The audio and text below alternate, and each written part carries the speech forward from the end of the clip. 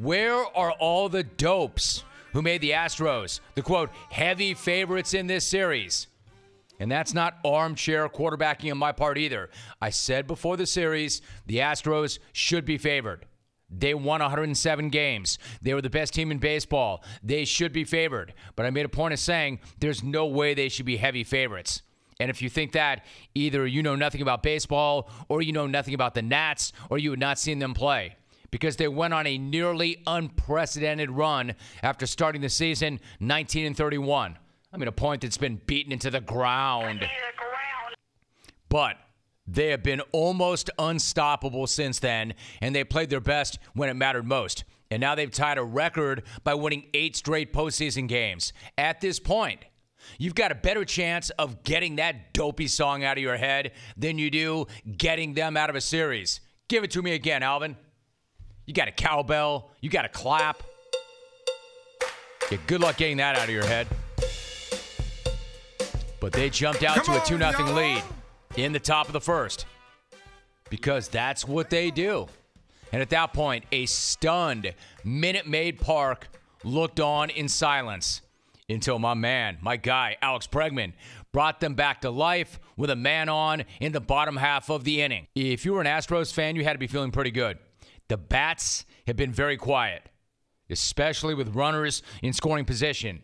But you had the potential AL MVP, who just went yard. The stadium was shaking once again, and the Astros seemed to have their mojo and their swagger back. And I'm talking about the real Astros, the ones with great pitching, rock-solid defense, an offense that just produces, and that team was back. But it wasn't, right? Because just like Max Scherzer the night before, Steven Strasburg might have been on the rocks early on, but he quickly shook that off, locked in, and was filthy as he ever was.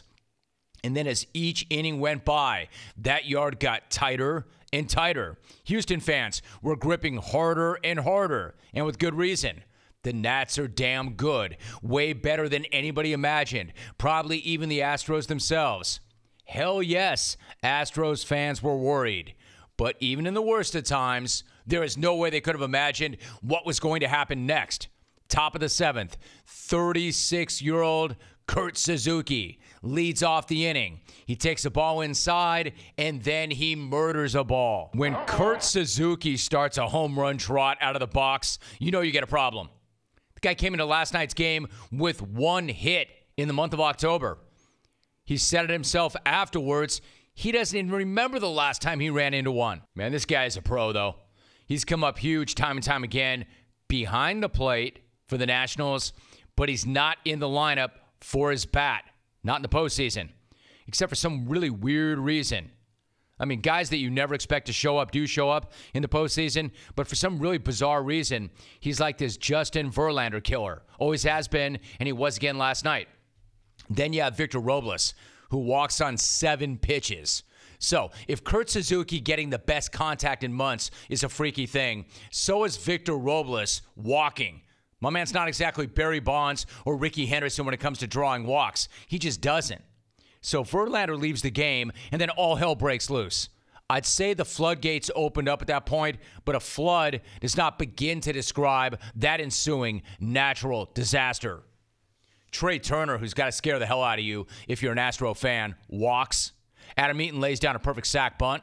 That moves the runners over.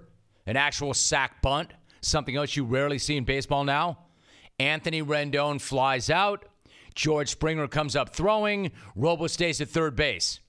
And then yet another thing that you never expect to see happen happens. The Astros give out an intentional walk to Juan Soto. They never give out intentional walks. And that's not even a figure of speech. I mean, they never give out intentional walks. That's the first intentional walk A.J. Hinch has issued all year long. A.J. wants you to earn every 90 feet. So the fact that he did that for Soto is the ultimate sign of respect.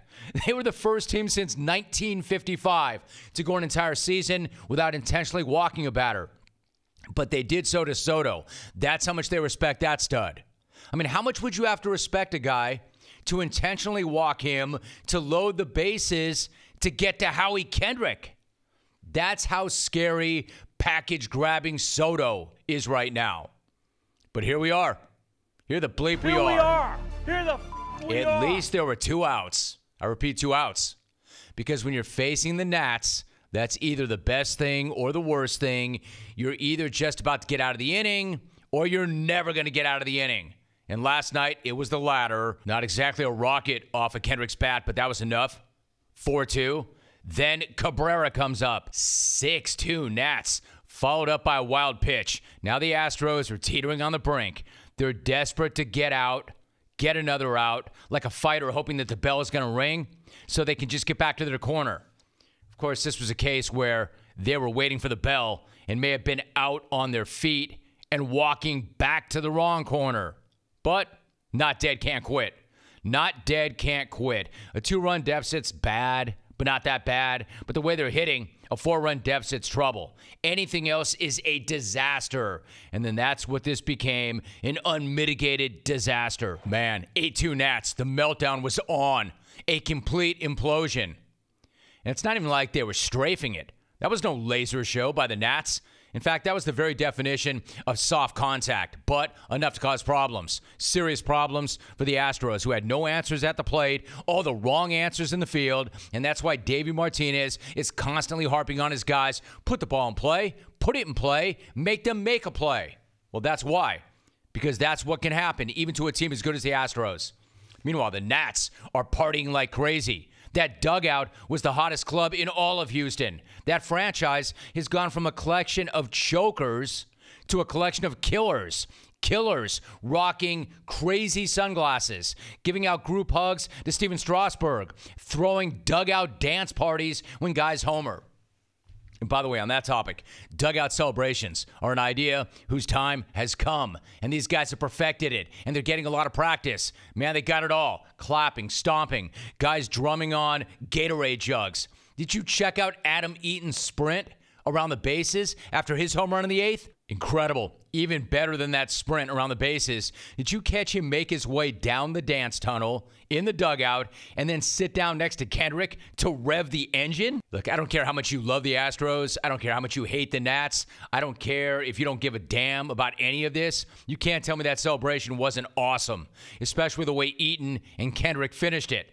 I mean, damn. This crew is all gas and no break. They just went on the road in the World Series and they beat Garrett Cole in Game 1 and Justin Verlander in Game 2, and they didn't grind out Game 2. They dominated Game 2. That was a beatdown, the kind of a game that's going to leave scars on the opponent. And now they're going back home with a 2-0 series lead and playing 3 games.